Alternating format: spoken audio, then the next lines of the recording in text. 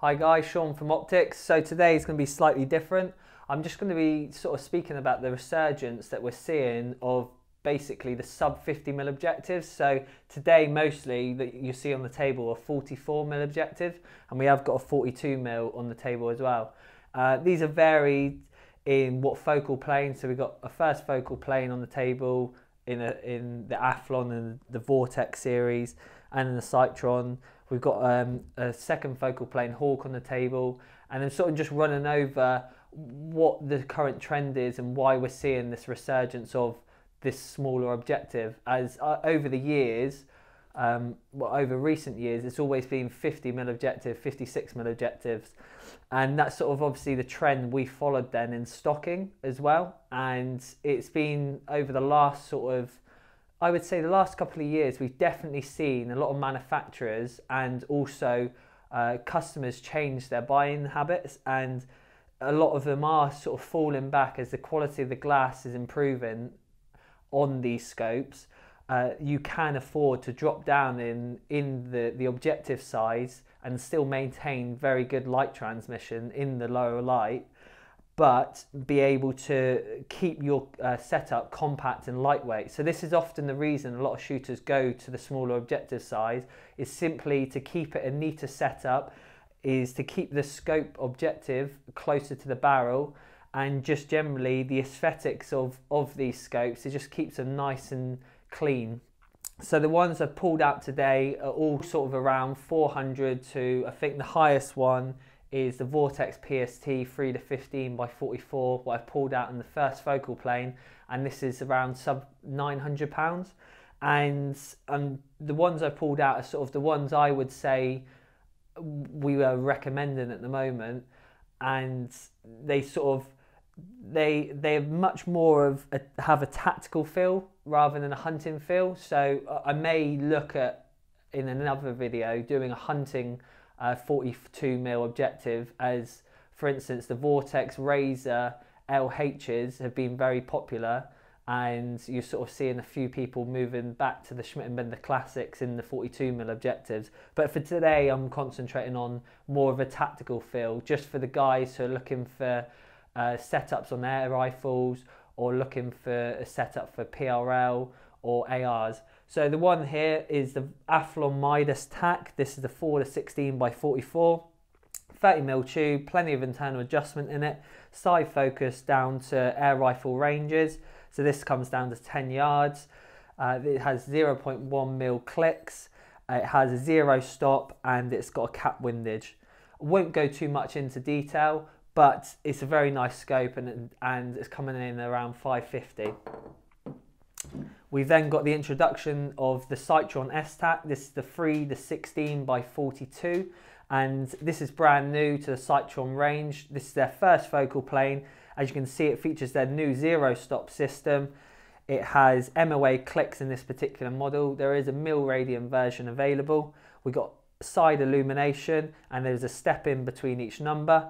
We've got side focus, again down to air rifle ranges, decent glass, and this again around the 550-600 pound mark, and ticks the box incredibly well. This is sort of, those two are going in competition against one another. Both have 0 stops. The Sightron has the illumination, so sort of wins on that front with the features and decent glass. We then move on to this Hawk. This is a little second focal plane option, and the difference between these, you can see 1-inch tube. Again, seeing a slight resurgence in this, and we are seeing these selling. When Hawk first introduced the 1-inch tubes in these frontiers, I was slightly dubious of, is there a market for that? But they know the market well, because these are sold and are definitely going to a certain type of customer who's looking for a scope with decent glass, lightweight, and still feature rich, and this Frontier does exactly that. It's a 3-15, it has illumination, it's got a 0 stop, and it's got lock-in turrets. Nice feature rich, got a decent pair of flip ups. So yeah, this is another good option if you're looking for a second focal plane, but again a lighter weight option on a 1-inch tube. So if you're looking to push the distance, I would recommend a set of adjustable rings for this scope. especially if you are looking to go out to the further ranges, as the adjustment range will be very limited. And that's why we've seen from sort of the last few years a lot more people going to the 30 mils, the 34 mils and the 40 mil tubes to gain that internal adjustment. We're then going on to the Viper PST. I mentioned it a second ago. This is the most expensive one on the table. Extremely good glass.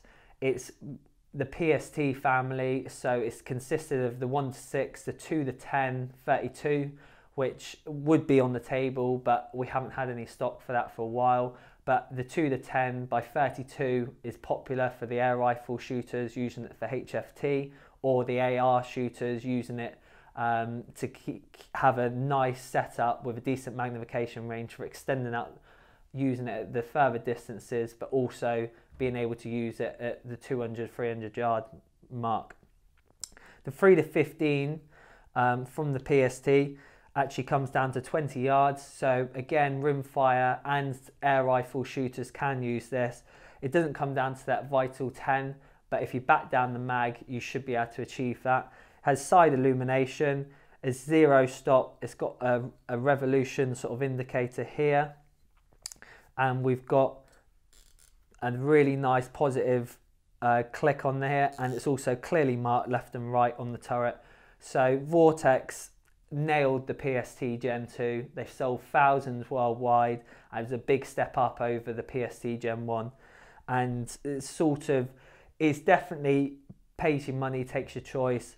This is definitely the best scope on the table, but it's the most expensive, and you can sort of look around these three here, and there's a couple more are sort of pulled out here on the table, the Diamondback Tactical and the 4-16 by 44, which is sort of your entry level point there.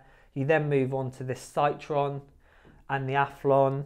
You've got slightly a different scope on the table here, being the Hawk in the 1-inch tube, and then we've got the highest priced item being the Vortex PST. Not necessarily more features, but better glass, and that's what you're paying for, and better internals. So the actual trackability of the scope is going to be probably of a higher grade, more repeatable, especially at the extremes of the elevation, the windage adjustment. The other one I've pulled out here is just a Sightron S-Tac, similar to this one, but it's the first generation.